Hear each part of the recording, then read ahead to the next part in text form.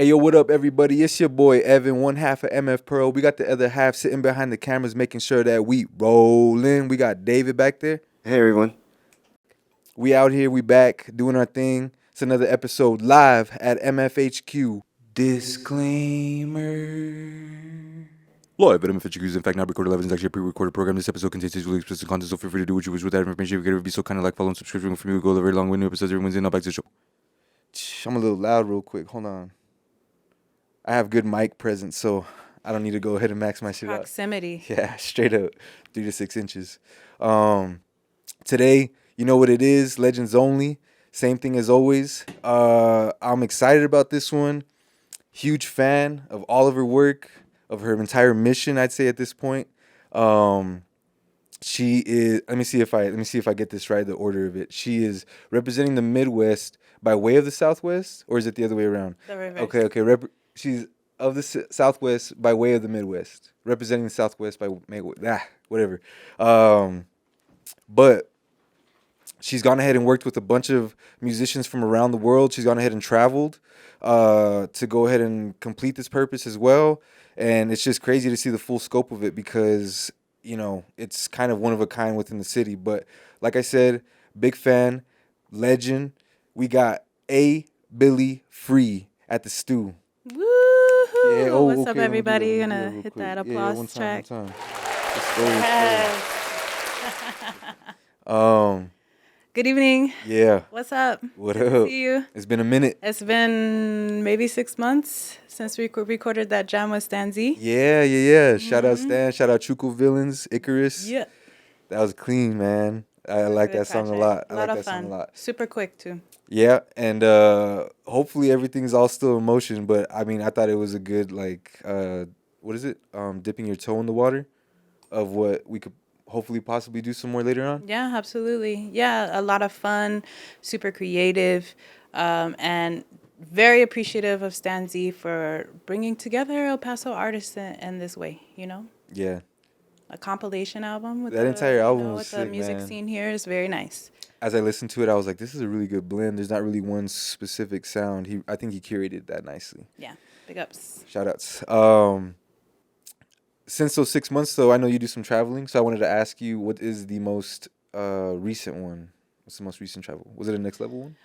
The most recent travel was probably in November. I performed with a producer out in Chicago, DJ Uncle L. We have a project called Black Magic.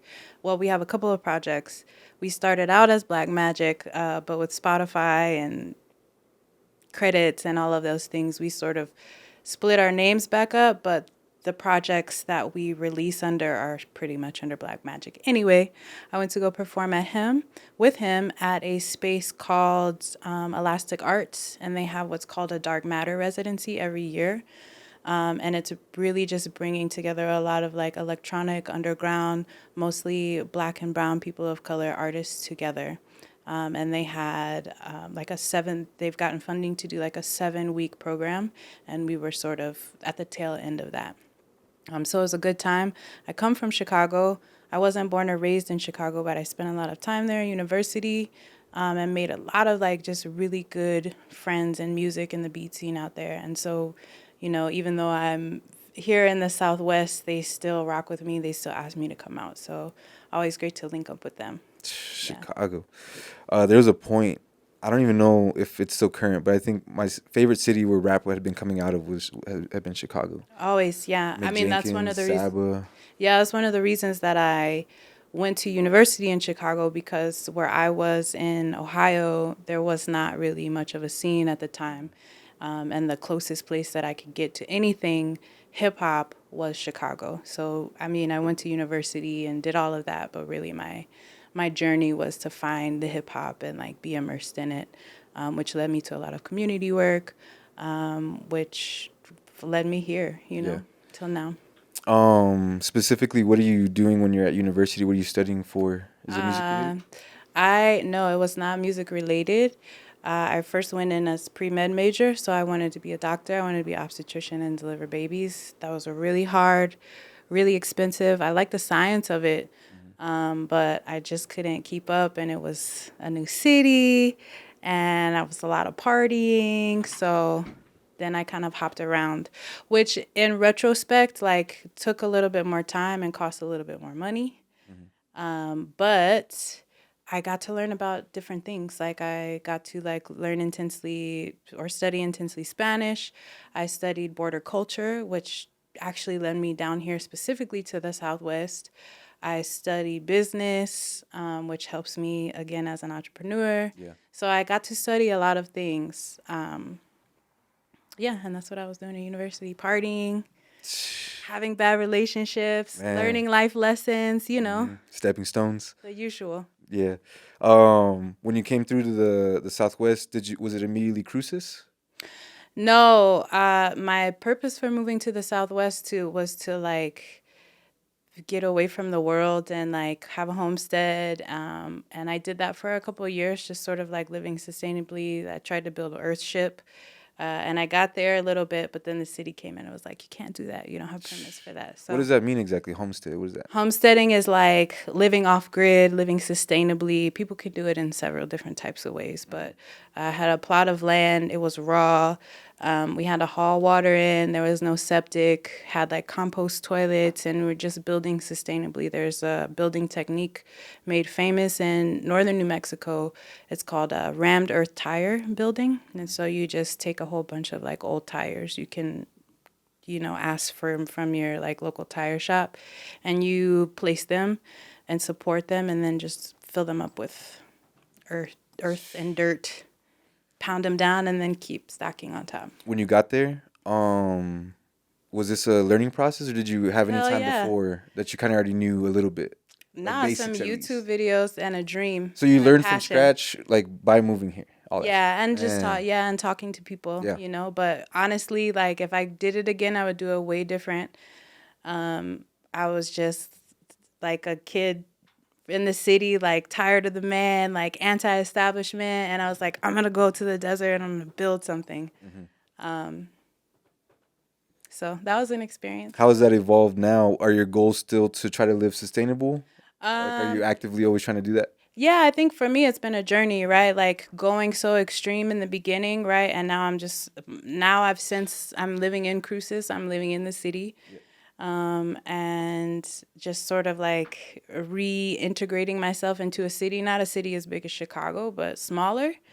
And seeing where the balance is, right? I would love to have a plot of land and own land and do that again, but definitely smarter and not harder. But really, it's just enjoying the journey and seeing where it's taking me. Yeah. A lot of times when I try to control the process, I later on figure out if I would have kind of like let it flow a little bit more, I would have different experience. Yeah. Yeah.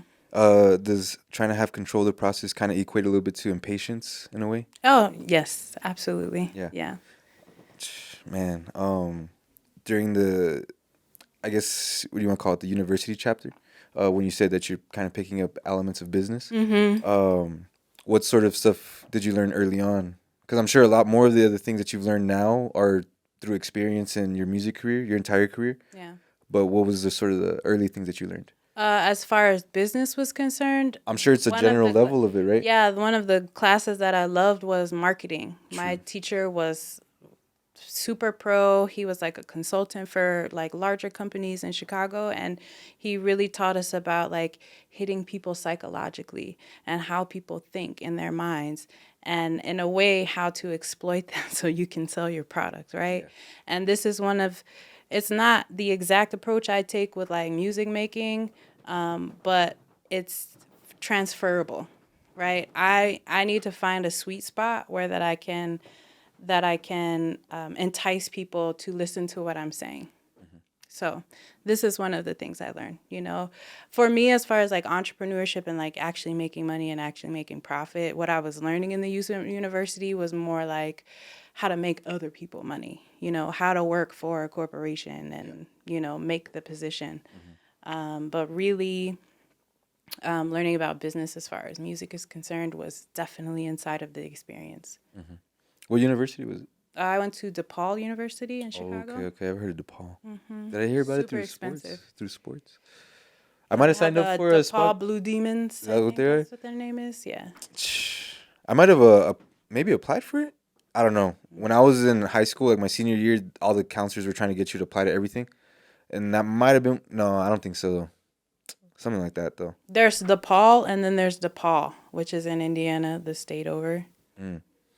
Um, you mentioned Ohio right now. That's where you were raised Yeah. for the most part, or did For you the like most travel? part, my family's a military family, so my Mm-hmm. mother and my father met in the Navy, Mm-hmm. and then they, there was traveling after that, but I ended up in Ohio, where my mother grew up. Well, she didn't grow up, but my grandparents grew up there. You went to the Southwest. You said it was part of your border culture studies. No, so I studied border culture at DePaul. They Mm-hmm. had like a really good program. And that's what my degree is actually in Latin American Latin Studies, Latino Studies. Just because I was like, it's 6 years. I need these credits. Let me go with something, that I'm interested in, Yeah. actually interested in. But during that time, I worked for what's called the service learning department. And so, what service learning does is that they add a component of community service to your curriculum. Mm-hmm. And one of those community service components was a study abroad trip to like Nogales in Arizona and in Mexico. So that was like the first time that I had ever experienced the Southwest. And this had maybe was like 5 years before I actually moved here. Mm-hmm. But I fell in love. Like it's super open. When I came, it wasn't too hot. We went to Tucson first, and then we traveled south. That's hot. Yeah, then we traveled to Nogales, Arizona, and then we crossed the border, just sort of following the migrant trail of folks coming up from Central America Mm. and Mexico and all of the other countries in South America. You lived in Mexico for a little bit. Mm-mm. No, you That didn't was travel. just for that Oh, trip. okay, okay, Yeah, just for a trip. yeah. Oh, okay, that's pretty neat. I don't think I've ever gotten to study abroad or anything like that, but that's pretty tight. Like being able to do that in school. Yeah, and I went to a lot of places. I actually did go to Mexico again with this program, sort of escorting students who are doing service. Got to go to Budapest. I got to go Mm. to a lot of different places for free. Tight. Yeah, it was Free nice. microphones. Yeah. Free microphones. Four free microphones. Yeah. Yeah. Free. Um, so traveling doesn't stop after university, and since then, one of the things that I'm the most curious about and most inspired by from you is how you take your music career across to different countries. You do it in terms of community service based work. How did that kind of evolve? You go from university sort of class based studies to, I'm sure it doesn't go straight to a next level sort of project, but what's sort of the in between of that? Traveling for fun, maybe. Mm, I mean, I think after university, I actually didn't travel a lot, with the exception of coming here. Mm-hmm. And there's actually a long period of time where I wasn't doing music, I wasn't traveling, which I think is not necessarily a bad thing because number one, it like fomented and like grew my desire to travel more.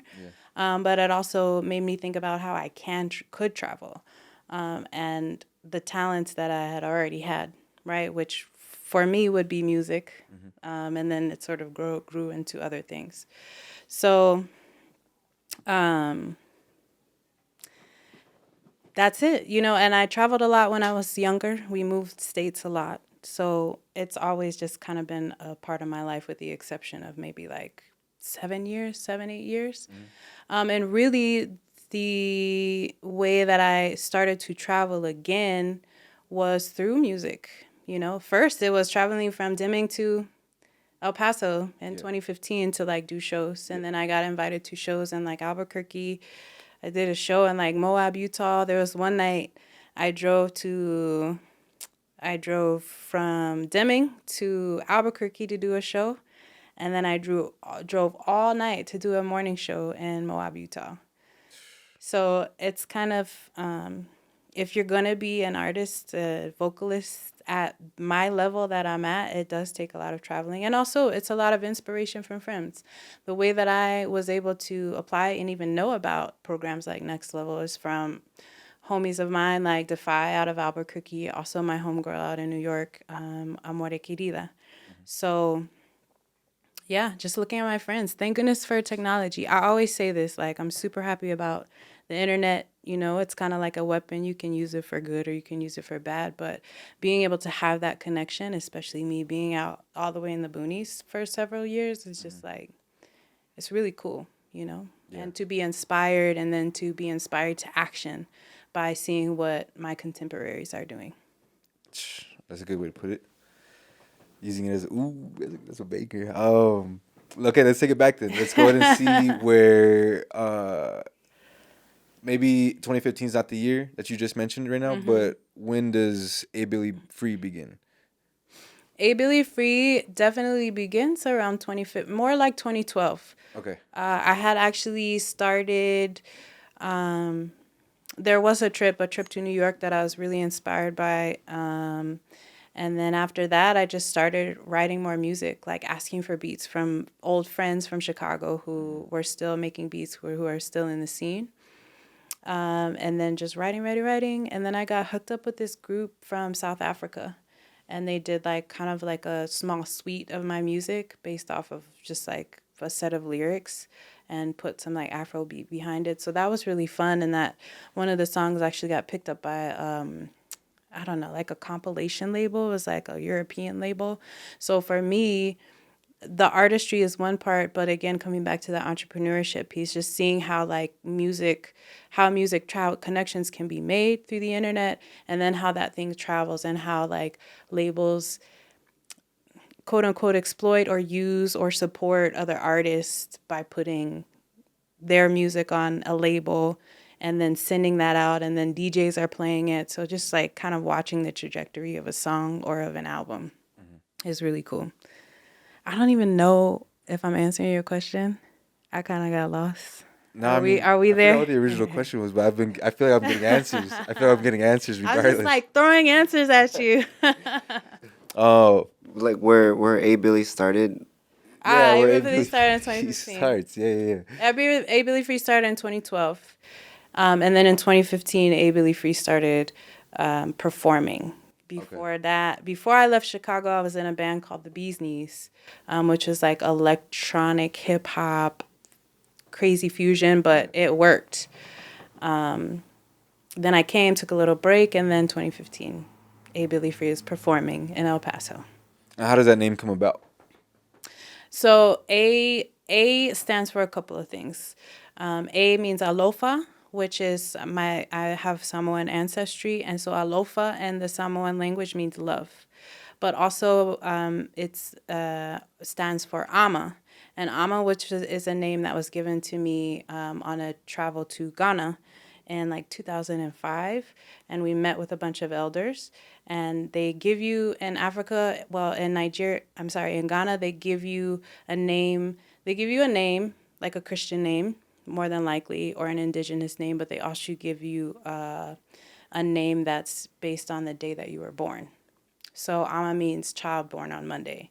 And a woman has a day name, and then a man or a boy or a male has a male name. So for Monday, you'll have the male name and the female name. Just it's kind of similar to like Catholicism, right? When you have your name day. So it's kind of similar. Ooh. So that's what that means. My mother named me Billy. Mother named me Billy because she was 8 months pregnant with me. She did not know what to call me, and she used to watch this show called Night Court. If anybody remembers it was about a court in New York, I think, and one of the characters was named Billy. And so she was like, oh, that's cute. I don't have a name for my baby. Let me go ahead and name that. Free for me is really an aspiration, you know? Free to express yourself, free to feel your feelings, free, free in a political sense as much as possible, free in a very physical sense. Man. So this is A Billy Free. That's the meaning of my name. Man. I've always wondered. Where's my sound effect? I've always wondered, man. Hold on. Where's it at? I think it's. I want a bomb. Where is it? I don't know if I got that. All right, we'll take that. That's a little loud. We're gonna have to fix that in post. Oh, dang. I just need to breathe that one in. Okay. I think the first song I heard from you that I first discovered you by was Nothing But a Lot. Mm-hmm. What's one of the first releases? Because I haven't I can't pinpoint what the first official release of A Billy Free was. At least on streaming platforms. The first release was Love, Music, and Salad, Okay. produced by Late Night Loki. That was the first. That Same was the little first EP one. though, right? Because they have No, they were different. oh, okay. Similar colors, but they were different. Mm-hmm. And this project, I was really feeling salads that summer, Yeah. and he threw me the beat, and I just wrote to it. Very, very lighthearted. I was feeling like super light, super healthy. And one of the things that I'm appreciating about my songs now, especially since I have a couple projects under my belt, is that people still all across the world, they're like, love music and salad. I was in Poland, and I met up with someone that it's a long story. Anyway, I was in Poland, and I met up with a friend, and this was like the first time we were meeting each other like in person, and we hung out for the day, super fun. And then they were leaving. We got in the Uber, and they got out early, and then they turned to me and they were like, love music and salad, and then like left the car. And I was just like stunned, like what? And this was maybe 2022 that this happened. So it's really cool that my first release is still being heard, thanks to the internet, thanks to people listening and really feeling it. And I still work with Late Night Loki. I still work with Late Night Loki on a lot of community projects. He just hosted, I direct a program called the Beat Buffet in Las Cruces. And we teach 15 to 25-year-olds about beat culture, about how to make beats. And he hosted like a vinyl store crawl and vinyl sampling session. So it's really cool to see that partnership and that collaboration sort of grow. How do you go about?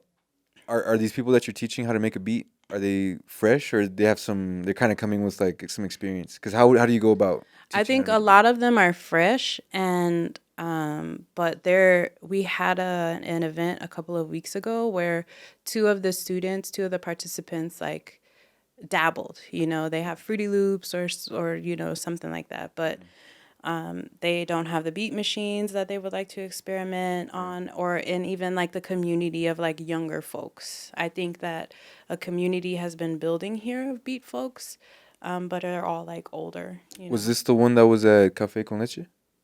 No, that one was a beat production and entrepreneurship panel. So we had 4 beat makers from Las Cruces and El Paso just sort of talk about their experience, talk about what other branches of artistry they're in other than making beats, and also how they've made a livelihood from beat production, whether that be like making drum packs or selling beats or, trying to get synced and licensed, being a DJ, working in film. A lot of different approaches to beat production and, creating a livelihood from art. Dang. For beat production, I think for me, the one thing that I've been seeing, like just kind of like floating around on Twitter, is selling beats like on BeatStars. Everything like that. I've heard of that, yeah. Some people have been kind of saying that it's not really the way to go, because it like can get really confusing with credits, probably like royalties and stuff like that. Yeah. But And different licenses and which licenses you can have running at the same time. For a project that came out in 2018, and sure enough, I think like 2 years down the line, I heard the same beat on another song on Spotify. I was like, man, that sucks. So since then, I think I've gone down a road where I really want to just work on like exclusive stuff. Yeah. Do you still lease a beat every now and then, or do you ever do that? I don't think I've never leased a beat, but I have released a beat album. Oh, true. Yeah, on my homie's label, Etc. Records, in 2018. It's called Room of Surfaces, and it was like my first like, you make the beat and then you mix the beat, and then it was a super long process but very rewarding. But yeah, I've never leased a beat. I've never made like a drum pack or anything like that. Generally, as a vocalist, as a vocalist and someone who can produce beats, I generally don't like sing or rap on my own beats. I usually just let the vocal part be a part of a collaboration with another producer. For me, it's easier because my mind is thinking, oh, vocals, but then they're also thinking like, oh, like, are the snares too loud? Can you hear the bass? Like, what are my speakers doing? Are they the right kind? You know? If someone's fresh, then what would be the first thing you try to teach them to make a beat? How do you go about making a beat? The first thing that we've covered, really, as far as like technical things, is like how to count bars, and then also like repeatedly introducing them to a DAW, to a digital audio workstation. So for me, learning Ableton by myself with like some scant YouTube videos, because back then there weren't so many tutorials. Yeah. Now I feel like there's too many tutorials. Just like learning how the interface works. And for me, what I tell the participants is that if you learn one, you can learn them all. If you learn Ableton, you can learn Fruity Loops because it's just a different interface, but you're still doing the same thing. You do Ableton? Mm-hmm. You do Fruity Loops? No. Nah. Nah. But you trust that you I've dabbled in Yeah. Fruity Loops. For me, it's too simple. Okay. Which for a beginner is not a bad thing. And I've known a lot of folks who've started out with Fruity Loops or are a pro and they still use Fruity Loops. So Yeah. for me, it's just a matter of preference and I don't think I can count bars. usability. I don't think I can count bars. I feel like Nick Cannon. You seen Drumline? I haven't, but you can count bars, dude. You're a I rapper. keep saying that. I just go. I just try to fit it. You remember when we were there at the studio? I kept asking Santa if he can keep extending it because I couldn't count. Yeah. I couldn't count the bar. I was like, "Yo, hold on, my bad."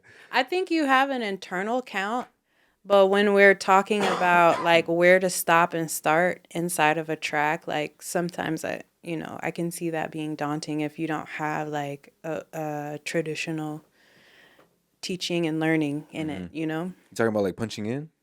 Is that more of like a record? Yeah, like punching in, like, oh, okay, punch me in 2 bars before Oh, okay, yeah, I won't the say hook, you know? Yeah. I'll just describe the lyric. But when the beat plays, you know how to find the one automatically. You know, you're not just like, on 3, unless that's your purpose. At least that's not been my experience watching you in the studio. Appreciate that. Yeah. They call me one take Timmy. But That is not my experience with you in the studio. You have more than one take. I took a few. Oh man, I was about to ask the question, just slipped right now because I felt insulted. Sorry. Nah, just kidding.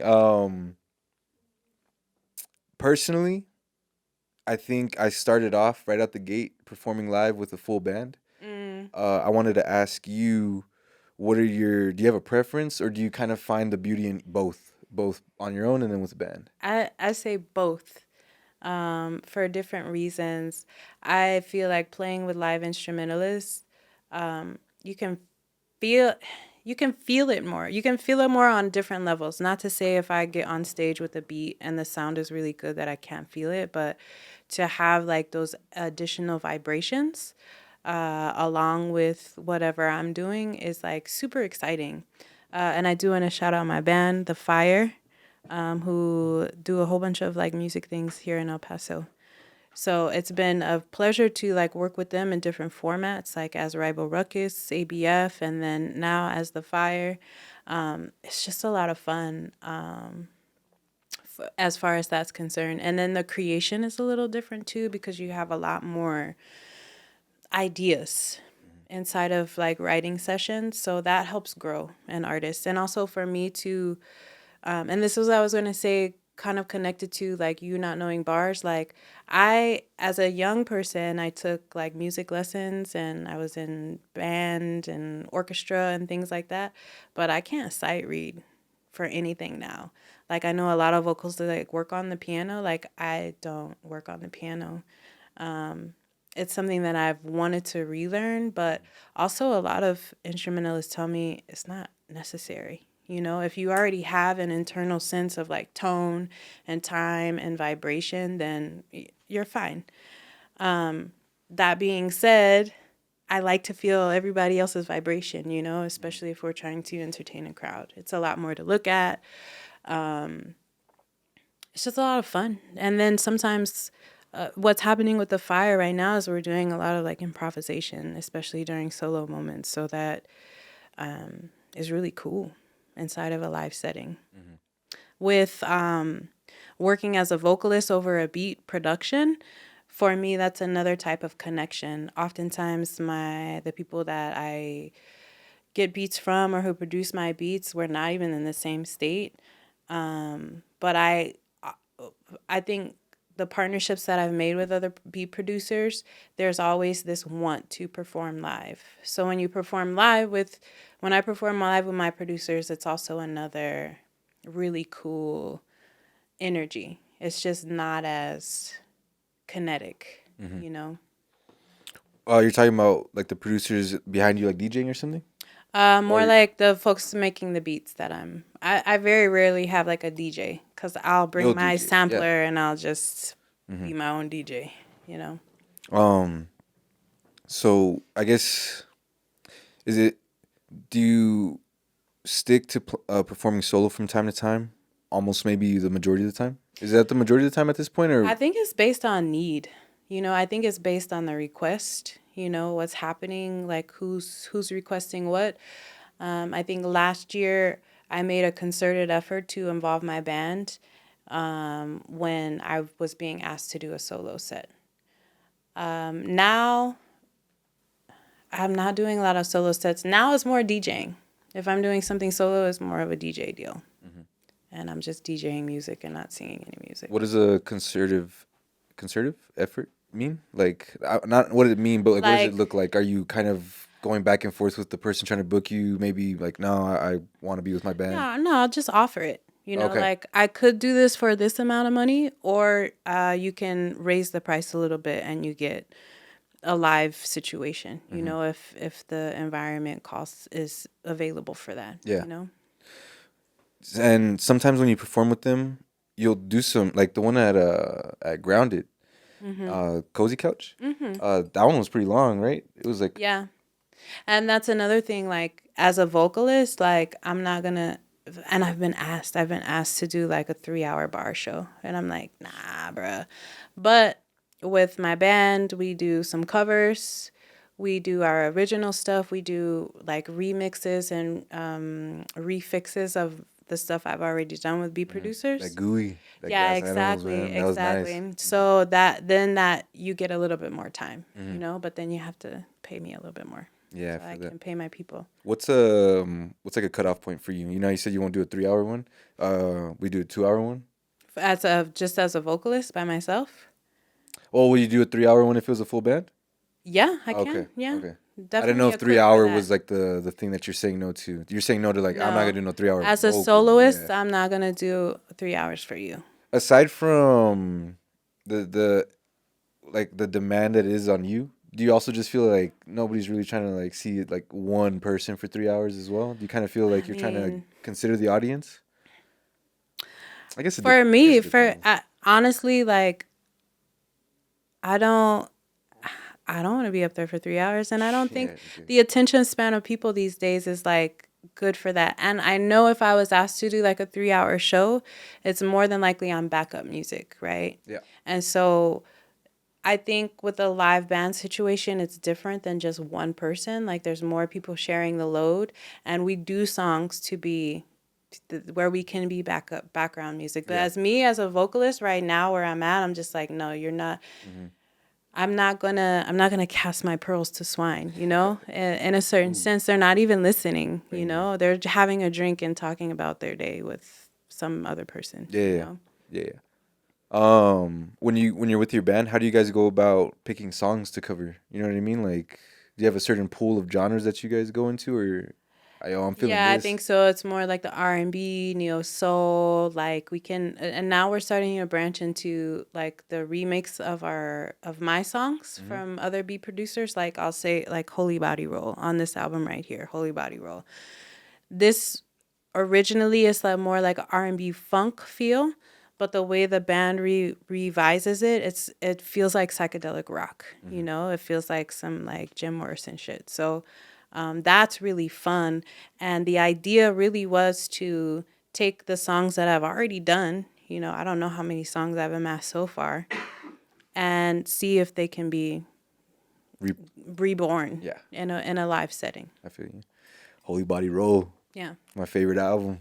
It's a good album. It's I the love top that album. album. That's Yeah. the top album of the year. Hey, I'm glad. Man, shout out Holy Body Roll. Shout out to Lasso. Shout out to the Lasso. Shout out to all of the wonderful instrumentalists. And this is another band that I, you know, when I'm particularly in the Midwest, we generally get together, some form of us. Maybe it's 3 of us, maybe it's all 6 of us. But there were some like spectacular instrumentalists on this album. And of course, like Lasso and I have been working for years now. So it just keeps, you know, keeps getting good. Yeah. Gooder. Did you meet him through the 2121 project or even way before that? Way before that. We met in 2017 or 2018 at the Tucson Hip Hop Festival. So out in Arizona, he was living there.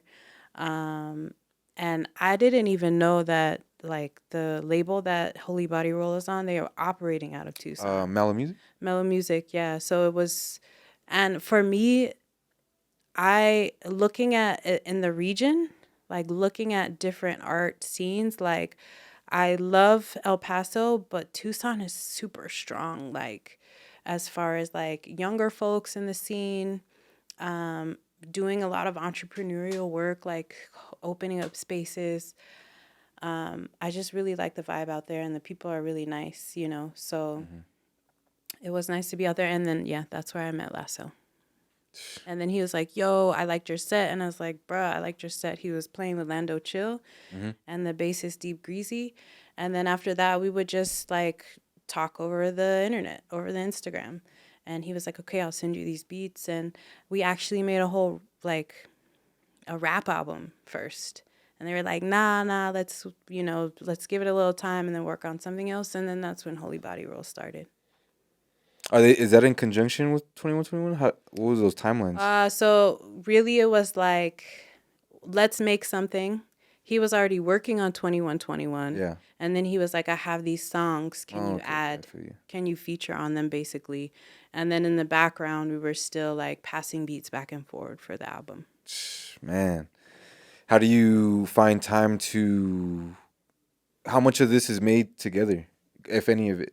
Because you guys take the photo shoots together, right? You know Yeah, so our system now is that we write, he sends the beats, I write, send them back, we talk about it, make changes. And then after we have like some songs amassed, we'll meet up and like take 3 days. So the first time we met up in Tucson and just went through all of the songs. No, take the bell out of here, raise up my vocals here, blah, blah, blah. And then that's fine, that's almost ready, and then we go for the next group of songs. And then for this album we met up also in Kalamazoo, Michigan, had a couple of days, did the same thing, started to work on song order. You know, I think in Tucson we took the pictures and video, so there wasn't much like promo stuff being done while we were in Michigan, but just a lot of like tightening up of the sound and of the mixing. And the logistical things like the song order. And when you travel to Michigan for that one, is that a drive or is that a no, fly? not anymore. Yeah, Not it's anymore? a fly. Yeah.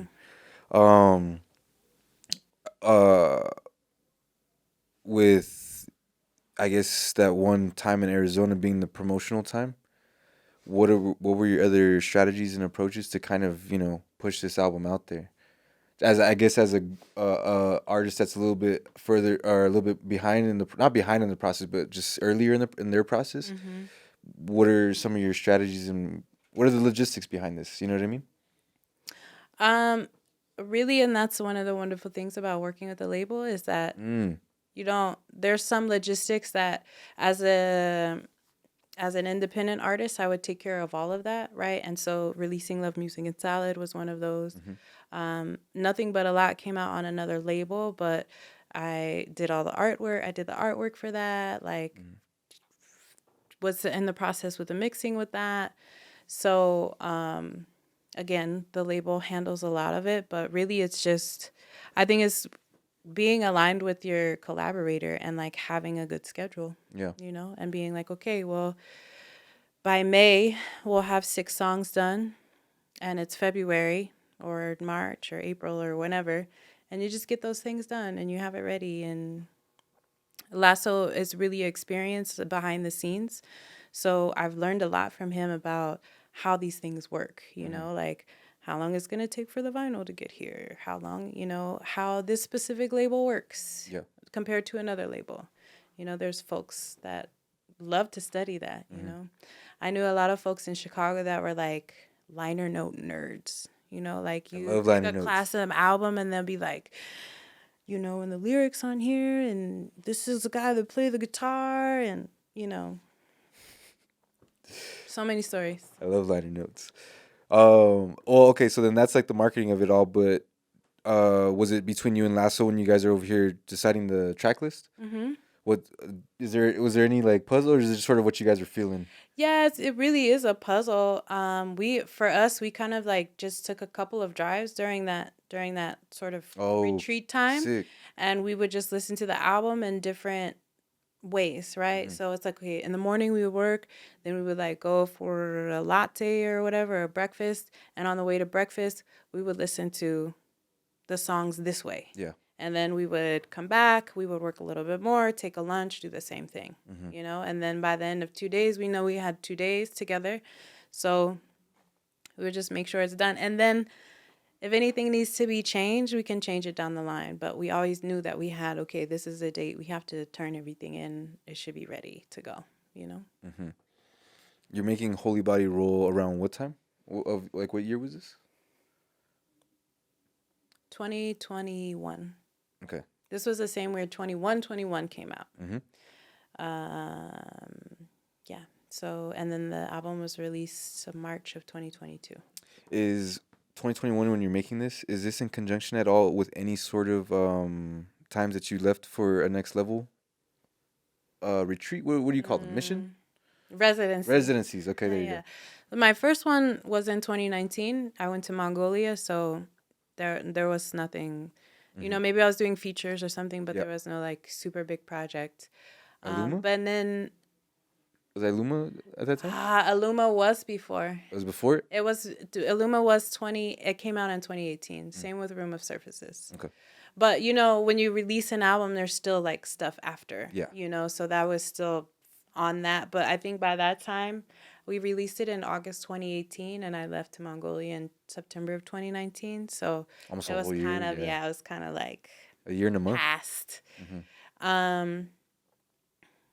And then the year that Holy Body Roll came out, came out in March, and that year I went to Poland and Romania for Next Level. That's all one residency right there, or was that two No, it different was ones? 2 different ones. So you've done three at this point. I've done 3 as the site manager. I've done 1 as an artist. And then the last one was in August and September of this year to Chile. There you go. That's when I was. 2023, sorry. Mm-hmm. Yeah. Let's talk about next level a little bit. What was your experience like? I guess let's talk about experience based on like something that carries over all 4 experiences you've had. Like what's been like that consistent thing that you can pull from it? Ooh, the consistent thing is really like building community, and meeting like a lot of like super dope people who are committed to hip hop in their own way. And that really is a universal culture, it's a universal art form. So for me, that both as an artist and someone who is like managing artists, for me, that is a common thread throughout all of the experiences. Mm-hmm. And also just like practicing being like a universal citizen, practicing paying attention to other cultures, practicing being aware of being a U.S. citizen and like what that means and how I carry myself, right? Or how I manage the way that other people carry themselves in that space. Yeah. When you come back from your residencies, do you find yourself moving a little different? Like you learn different, maybe not habits, but mannerisms or anything that you like and you pull from there? Mm-hmm. What are some Yeah, examples? so I think an example would be in Chile. The people eat a lot of bread and they eat a lot of eggs Mm. and they eat a lot of avocado. Mm-hmm. And when I came back, I think that was like, it's still my breakfast. Yeah. I eat like, well, I add tortillas because they don't have a lot of tortillas and I can't eat a lot of bread. Mm-hmm. So, yeah, just little things like that. And I also have more stories. You know, I have more stories. I have more connections. I have more people that I know. And I think for me, it really helps me to figure out how to be more of service in my own community, you know? Yeah. And I think that was one of the reasons that the Beat Buffet that I run came up, just seeing people, both United States artists and artists all over the world making it work, having organizations, having collectives, being a part of community, being out there, doing the thing, Yeah. and not like on the internet all the time. Yeah. Uh, I mean, you're kind of online a little bit when you're on your residencies, right? But for the most part, do you try to put the phone away a little bit when you're out there? You kind of have to. You're really focused on Yeah, hyper focused it's for you. like a 2 week super intensive residency with a lot of moving parts. I'm working with the U.S. embassies in the country. I'm working with the Next Level organization, and then I'm working with these artists. Who they don't know each other. Yeah. Usually they don't know each other. They're usually from like various parts of the United States, Hmm. but all doing like And artist different education, mediums too, right? Because like different mediums. Yeah. as a site manager, Hmm. you're working with the four categories are hip hop artist, a beat maker or like a DJ, Well, it's six to breakdancer. seven, right? Oh, okay. You have a DJ or a beat maker. You can have a dancer in a lot of different disciplines. Hmm. But breaking is like the main one, like the main hip hop dance discipline. You can have a rapper, and you can have an aerosol artist, a graffiti There you artist. go. Yeah. And then you're overseeing all this, or are you a site manager for like a certain discipline? No, it's all of the disciplines. Oh, and then I think the fifth one now is That's videographer. true, huh? Yeah. And so Trying to get that one. I was like, yeah, did you apply or what? And the deadline's the 31st. Yeah. Yeah, yeah. I got the email now. I'm on that mailing list now. Okay. You know what Turn it it is. in. I know. I just got it like 3 days ago though. Yeah, I think they had their last informational session this week. So I mean, I didn't get those until the very end. Then. yeah. But Jeez. yeah, I organized the whole thing. So we work with another organization that like books the flights, right? But Mhm. as a site manager, making sure that everyone gets to the country, gets to the hotel, has their rehearsals, gets to their to whatever space that they work with. And we also work with like a lot of like super dope local partners. And so Ruben was our local partner for Chile, Okay. for Next True. Level True. Chile. True. So he's here visiting. Nice. What was the contribution out there? Like, how is he a local partner? So Ruben runs the artists and sport and cultural collective called South Quinta. And so under South Quinta, they do a lot of things, but really it's about learning about your values in hip hop and your values in life, and then attaching it to a technical fundamental like break in. And then he's got a whole bunch of other branches from there, really about well being, about hip hop. And so, Next Level, the site managers and the Next Level program works with these local folks because they have the context. Like it's hard. The diplomacy is hard, right? Because certain people come in and they're like, "Oh, we're United States.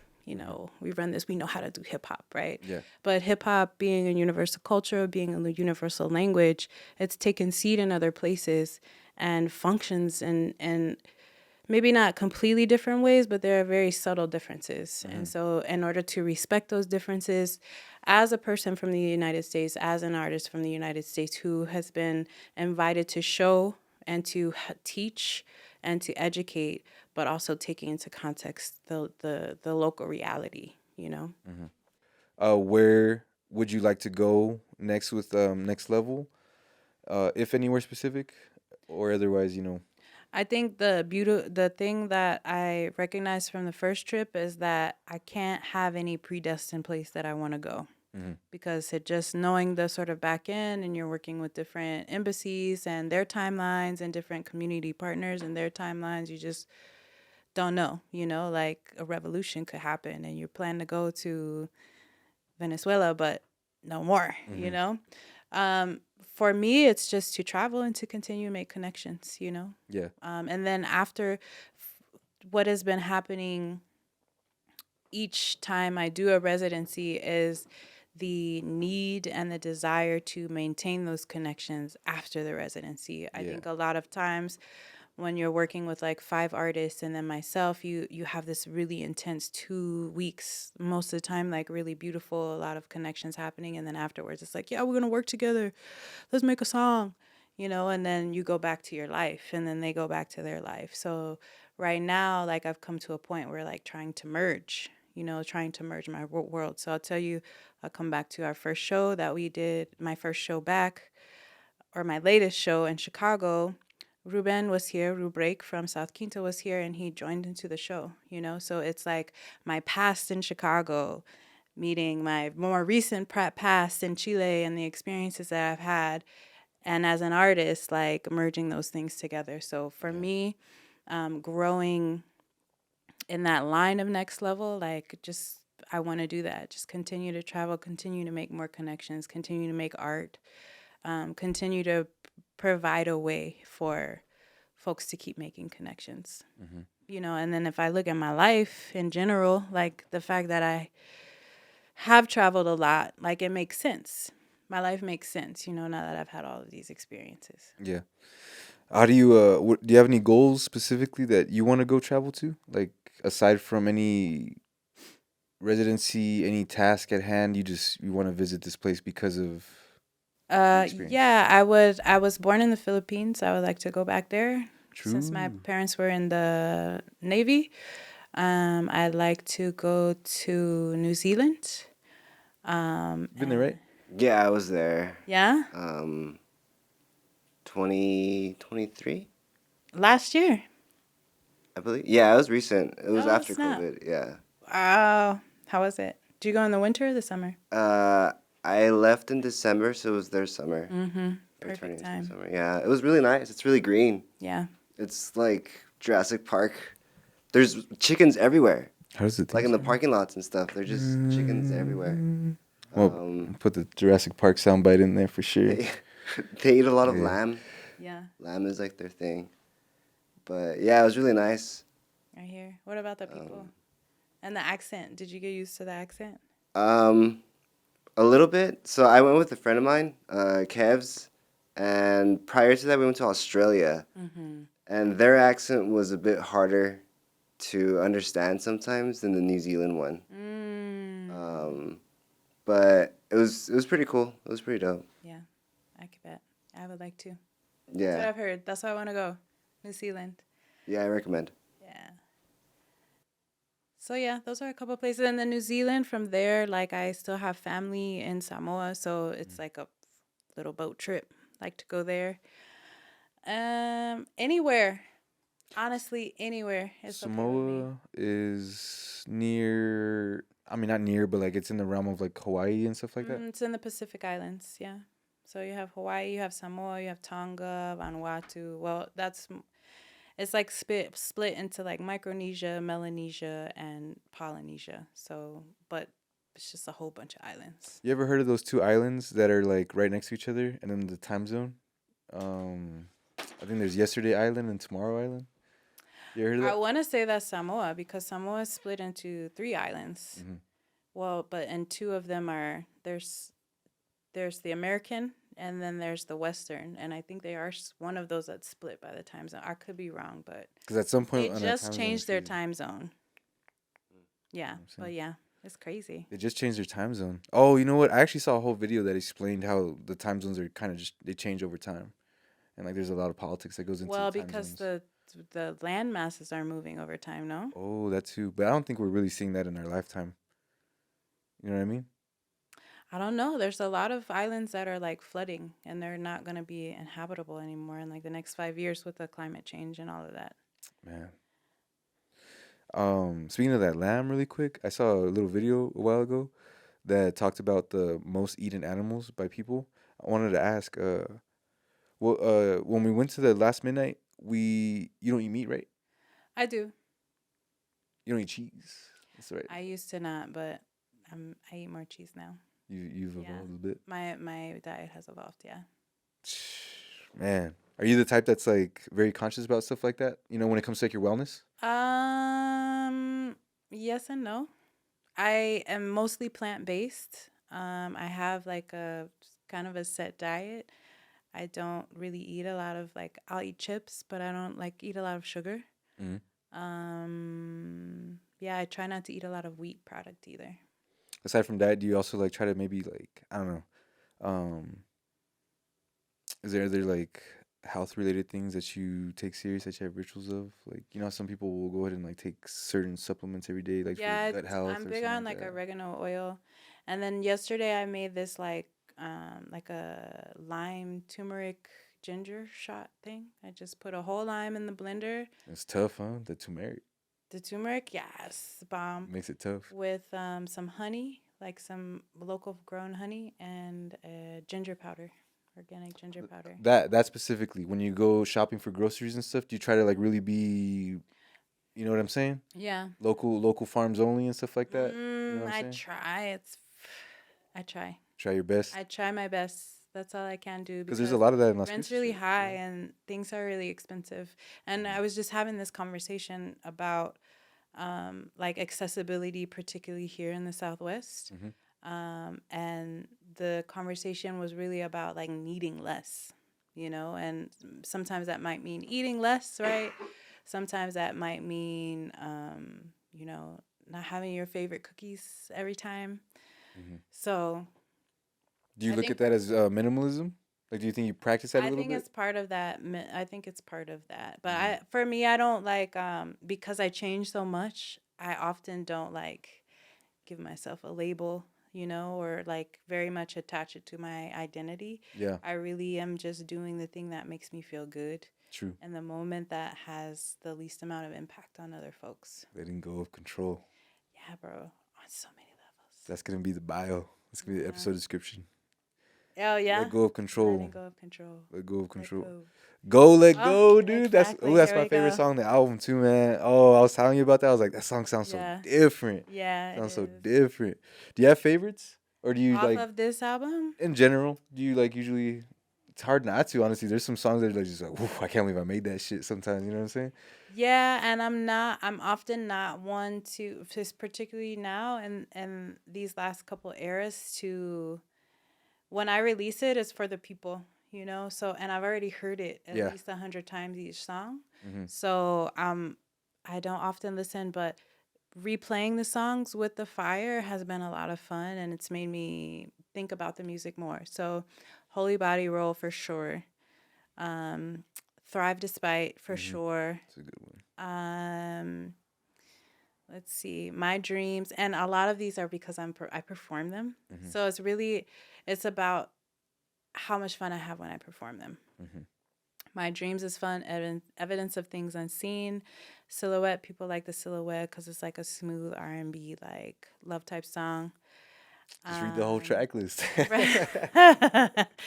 Riding the Beam is good. Like those are ones that I perform and I love to perform them. Like I don't know if I'll get tired of them. Yeah, Riding the Beam is the only one that has the a music video with it, right? Between Us is Light also has a super dope like collage music video created by this artist out of I think she's out of Colorado, out of Southern Colorado. Her name is Gabriela Molina. Hmm.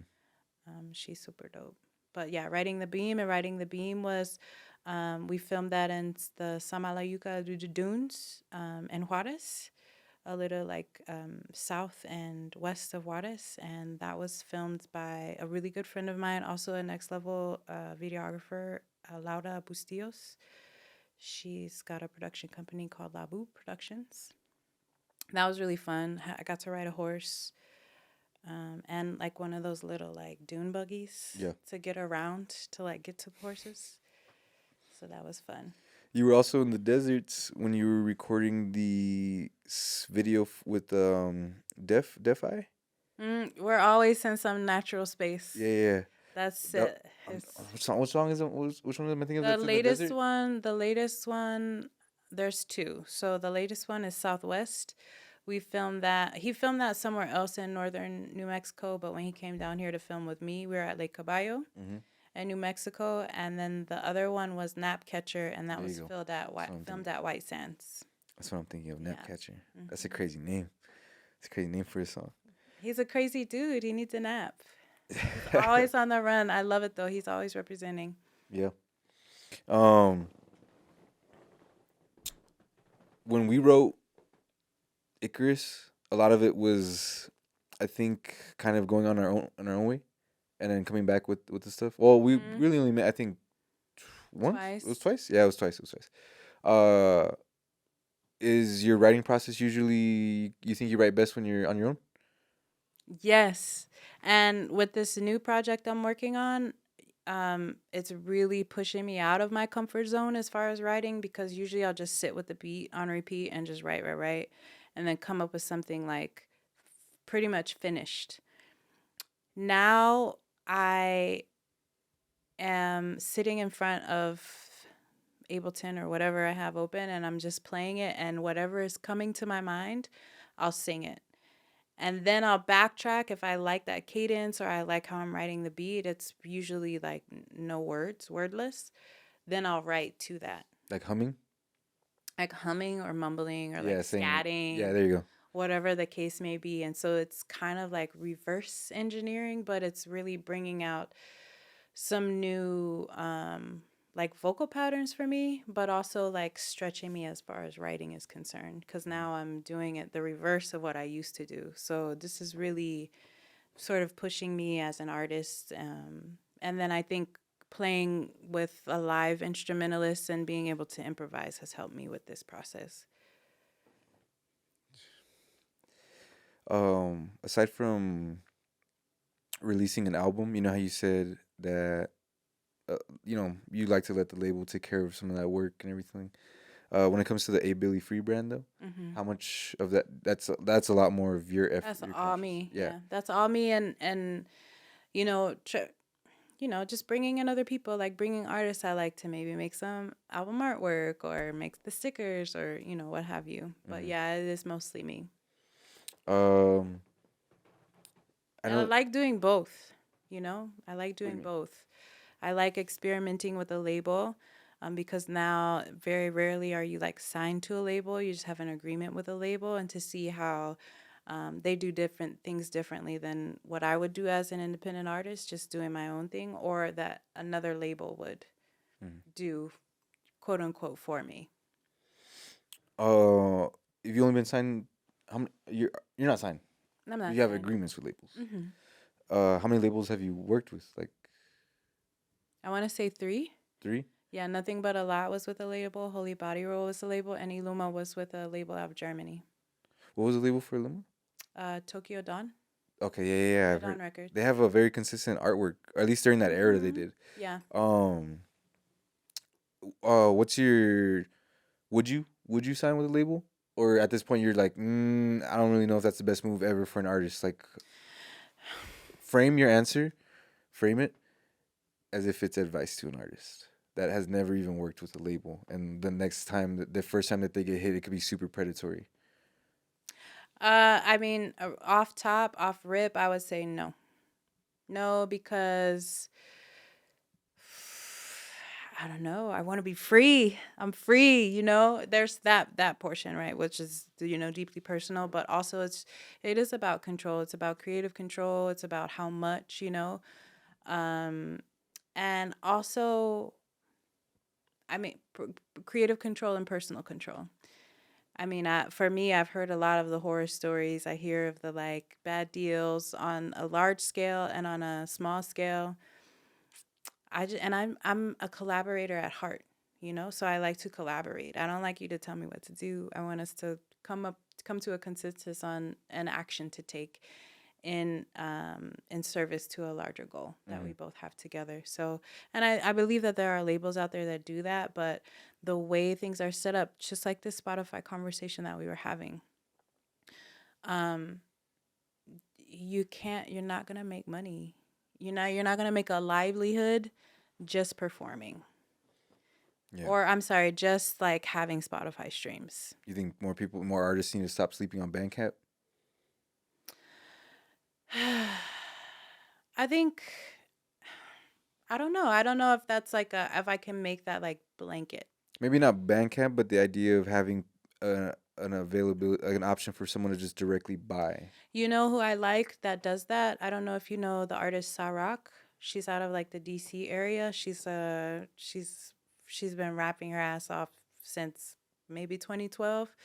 And she goes on international tours, she goes on local tours, and from the beginning, she always had her music on her website. Like you can get it on, you can listen to it on Spotify, but you can't buy it from anyone but her. And this is the same path that Snow the Product was on as well. She's not on Spotify, I don't think, unless she's like featured. And then maybe this is old because this was like 2 years ago when I checked, and you can only buy from her at her shows and I think through her website. So I think that there's a lot of benefit to doing that and doing that early, because now you know how it works. When I released Love Music and Salad, I learned so much. I learned about whatever CD Baby, I learned about distribution, I learned about Spotify, I learned about how Spotify and Tidal and all of the other streaming services operate differently. I learned so much, and I think that you should do it on your own first. This is kind of like the Joey Badass trajectory, right? You release things on your own, and then, or a Nipsey Hussle type situation, right? Where you build for yourself, and then when a label comes to you, or you come to a label, you already know what you want. You already know how you want to shape it. They don't have to do a lot of work. Some folks will like that. Some people are just like, no, I have a huge machine. I want you to fit this Cog in it. exactly right. And you do your job and that's it. And we're going to treat you real nice in the beginning and then not. Yeah. So artists just starting out, that's my opinion. Strive for control. Strive for independence first, and Control. then if you let go of the control. yeah, and then side to a label. I'm just kidding. I just go. Yeah, like go through it, like experiment for yourself first, and then you can see like how a label can possibly fit into what you're doing. Not necessarily I'm going to give myself to a label. Yeah, true. And then it's gonna end up feeling like work after that, honestly. Not to spin the table a little bit, but that's a big reason. I think I had already even talked about it too in another episode, but I was saying that's why I approach all these other projects, MF, trying to get some business as like website design, because I would love to be able to just freely write without worrying too much about the results of it. Yeah. You know what I'm saying? Like I want to be able to just create what I want to create. Because a lot of this, like here, we're still trying to create what we want to create as MF, but there's still like it's bigger than us. You know what I'm saying? Like here, it's like a full blown personal expression, and I'd rather not feel like I have to fit someone else's terms under that. Yeah. There's other things that you're doing that can be controlled in a way that like you feel okay about. Like, for example, being sponsored, working with another company, being sponsored, or working with the city or what have you, that's okay, right? I'll do a wedding and you want me to play like pop and top 40. If the price is right and the date is good and it's all right, like I'll do that, but you're not going to tell me how to sing my own damn song. You know what I mean? how do you go about your daily life? Exactly. Making sure that you are, making the right decisions to allow yourself to make that type of purchase. Yeah, enough. Like, how do you stay disciplined to be able to consider the expenses of music? You know what I'm saying? I think it really is a timing thing, right? Because as an artist who just does artistry, like I do some administrative work, like some of my personal funds are going, but also This is why I love collaborating, because you can always split the price, and it's mutually beneficial for everyone. So this is another point in service, and an acknowledgement and celebration of collaboration, because you can do that. Um, Again, we come back to sort of my story in the Southwest, and needing less, you know, and also comparing prices, doing your research. I think for me, that's the big thing. And then knowing what you want, right? And the passion sort of drives your discipline, if you have a goal, right? I knew I wanted to release, I wanted to order like 100 vinyl. I knew that was a part of the project. It was important to me that we do this as a group. And then for me individually as an entrepreneur to have that experience. Yeah. And so that drove the discipline with money, right? And then again, coming to the timing, this was like during the pandemic too, but I had worked and grinded so hard with the bands, with features, with doing like small one-offs and tours here and there. I just saved my money. So Needing less, minimalism. yeah. A loose form of it. There's some. Have you seen like the extreme of that? Yeah, I've seen the extreme of it, but I've also seen the extreme of not, taking sort of minimalist concepts and applying them to your life. So, really, I know a lot of like older people who have like amassed a lot of things. So part of that is like, if I were to die, like, do I want my children or the people that I care about to have to like go through all my shit? You know Yeah, what I I feel mean? you. Like some people do that and they're like, oh, well, this is like really expensive and they can sell it for a lot of money. But even to get to that point to sell these things is a lot of labor. And I don't want to be labor, folks, at my passing. Me being gone is labor enough to, sort of deal with that grief. But now I have to like go through your garage, you know? What's Just, the. just making us something crazy. You know what I mean? Yeah. Man, dude. What about like maybe not so much on the money side? Do you feel like you've picked up any sort of life habits that help keep you in check with your goals? Like, do you have like a morning routine, for example, or you know what I'm saying? Like, do you have rituals that you do, and eat a wind down ritual at night? Do you you know what I'm saying? No, I think again here comes this like piece of control, right? Where for the last couple of years I've like had opportunities and done those. But really like, and I try to like put it on schedule and like know what's happening for the foreseeable future. Right now I have no idea. I have no idea. Hey, Billy, free. But it's like before I would say that and like there was control in that. And now it's like super free. And I think this is part of my journey, like as a person, right? Yeah. Like I feel like to a certain extent, I've mastered like being in control. Like I can make a schedule for you, like real nice, real quick. Everybody understands it, right? But to be able to organize myself short order in chaos, and still have it be a good result. I think this is my lesson right now, to be able to manage that and not freak out and know that everything is going to be okay. I think for me, I've developed sort of a non-religious like faith, right? That things are going to be okay. I know I'm not a bad person. Um, so just let it roll, Yeah. you know? Do you do any sort of like non-religious spiritual practice? Do you like meditate or anything like that? Yeah, I meditate. I try to stretch. I fell out of movement practice for a long time, but especially during the pandemic, I had like a super serious movement practice. Is that a different form of? Just any type of movement, like stretching or yoga. I did like some Haitian dance. I did like, I would walk every day, things like that.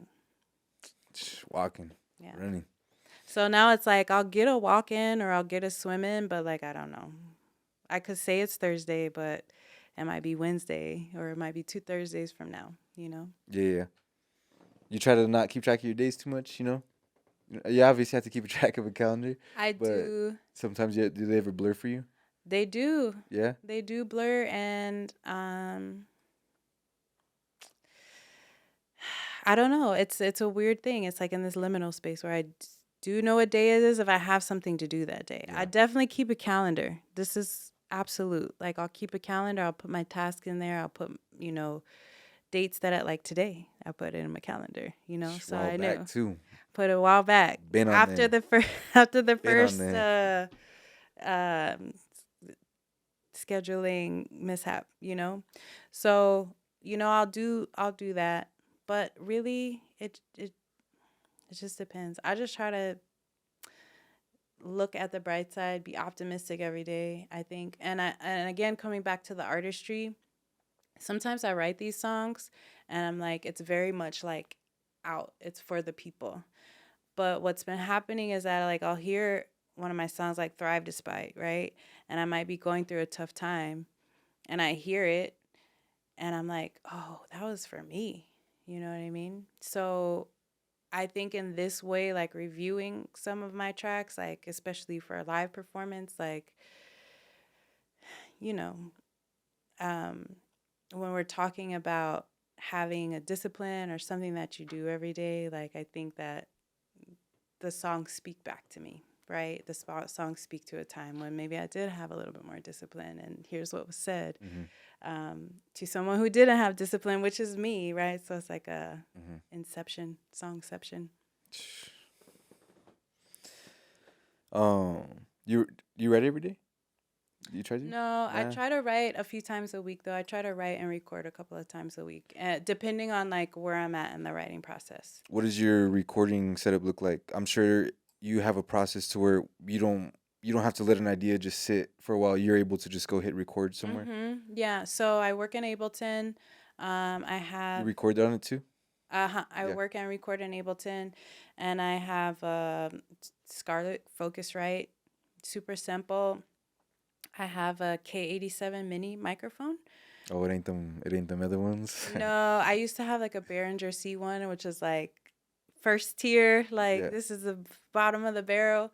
I also have like an antelope interface that I was hooked up with, but I haven't quite set it up. So really simple, really portable. And yeah, that's my deal. I set it up. I already have like a preset recording session, and then I just pop it in. I just hit play. That's been one of my biggest struggles. But with the mics now, it's not really a thing no more. But I would always just have to recite and recite and recite, and hopefully they don't get lost until the first chance I got to properly record them.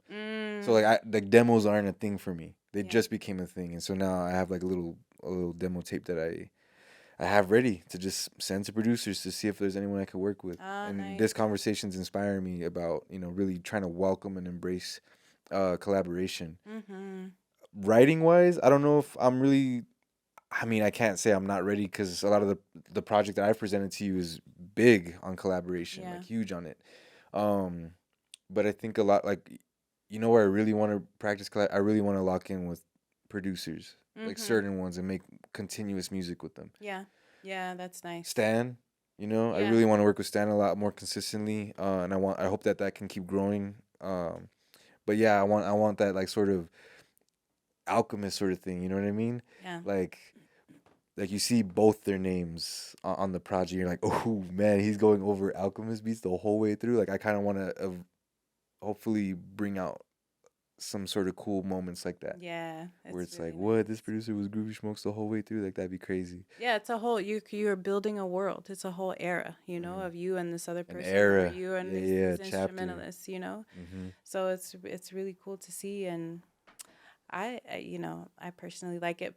I like collaboration, but I also, again, sort of coming back to all of our previous topics, to be able to do it on your own first is levels you up. Yeah. It gets you to the level where you're like, I've done this on my own, so I know what I want, but I also know where I can move, right? And this is where the synergy happens with another person or another organization. Yeah.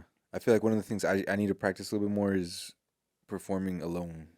You know what I mean? Yeah. Because I think I really limited myself to the amount of shows I've been able to do because I'm always stressing about trying to find a band. Yeah. And I really haven't to this day been able to solidify like my own band. Yeah. And I feel like I am always annoying my friends by trying to borrow their band and stuff like that. It's tough. It's a tough road. And I also feel you too. Like I don't know if I'm maybe if it was the right opportunity, if I would collaborate on songwriting, you know? Mm-hmm.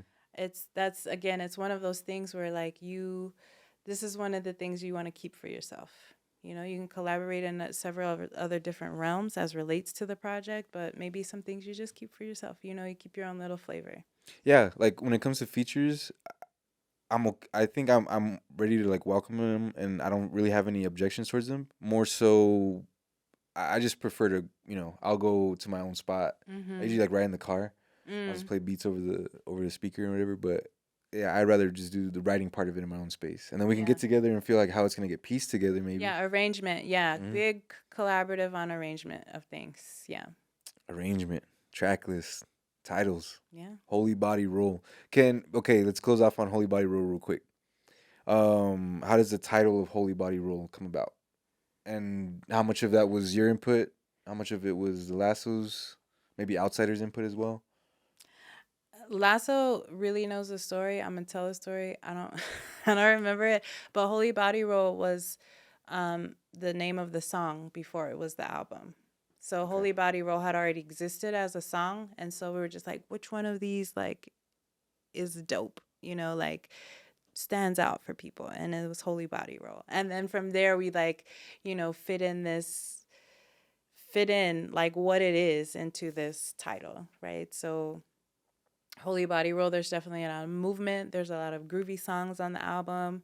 For me, writing and creating in this way is like very holy, and holy in like a sacred sense, like not necessarily in a religious sense. And then people, you have the body rolls, like tapping into that movement piece again. So we found a way to make it fit, but honestly, it was just a song on the album. And maybe it was the first one, the first song we created, but maybe not. I don't know. Yeah, man. Hopefully we can see some more A Billy in the Lasso soon. You know what I'm saying? Like in the future and all that. Maybe. Maybe we'll see Wink, wink. spoilers, hints, foreshadows. You know what I'm saying? Right. That's right. So then you got some music that you're working on, but what do you think what do you think we can expect from A Billy in the near future? Some specific shows coming up or anything like that? Can we find you anywhere on the regular? You can find me every couple months at International playing with the band. We're also doing like a special Valentine's tour. So I think like the 14th, 15th, and 16th will be out in El Paso playing. Really, that's it. Just some like more writing for this album, traveling for this album a little bit. I've got, as we talked about, some community projects happening. So just digging deep into those and seeing where those take me. And DJing, I think that's really like the performance space that I'm in right now is DJing. So I don't have any DJ gigs coming up, but you still regularly go to Good Times? Not anymore. I think Good Times turned to International.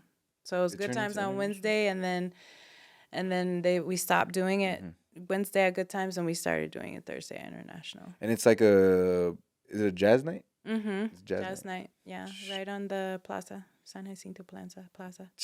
Yo, where can people find you and all your work? Y'all can find me on the internet at ABILLIFREE. A.BILLI space FREE. You can find me on Facebook, Instagram, YouTube, Spotify, Tidal, Apple Music. You can find me walking down the street, maybe in the grocery store. I don't know. Free. That's my new vocal drop. I'll do a DJ tag. I'll just sit in the studio for like an hour and I'll just give you like a big pack of DJ Yeah, and I can of just artist tags. pick them and chop them up, put different effects on them. Voice acting is something that is a goal of mine, right? In the next couple of years, I really love that. I A love cartoon or something. like a cartoon or like a foreign film that they're trying to translate for an English Overdub? audience. Yeah, like overdubs. What about like I an would love to audiobook? do that. Audiobooks, of course. That'd be Of crazy. course, audiobooks. Man, that'd So be that's tight. something for me on the horizon. You got a really relaxing voice. Thank you. It's very Yes, comforting. I think so. I think Mm-hmm. it'll do good. And this is another level, right, of service and then of using my artistry, to like subliminally make people feel good, which is my goal. Just really maxing that out. Mm-hmm. We can go ahead and call that an episode right there. You know what I'm saying? Thanks You know what I'm so saying? much, MF Pearl. Always a pleasure. For me, you guys are super innovative and always, pushing the boundary of like what you can do with the resources that you have. You all are super like multifaceted in different ways. And I very much appreciate your presence here in the region. So thank y'all. Thanks for coming by. Yeah. Appreciate it. We're gonna have to say that again. It stopped again. I'm just kidding. Oh. Yo, fun fact that I was supposed to say in the beginning, but I kept forgetting. This will be episode 8, and if you remember correctly, you were also episode 8 on Midnight Sessions. No way. Double eights. The universe. Aligned. Double eights. Hello. Yeah, and if we wouldn't have changed the date, I probably wouldn't have been number 8, huh? It was supposed to be last week. I think I was supposed to. Oh no, you still would have probably been like number 8. Oh, okay. Yeah, it was destined. Yeah, Beautiful. it was supposed to be last year. 888 infinity. Yeah, we got to figure out another thing to put you at 8 with minutes. Oh, That's a true. foreshadow. That's a foreshadow right there. Y'all don't even know shit about 8 that. minutes.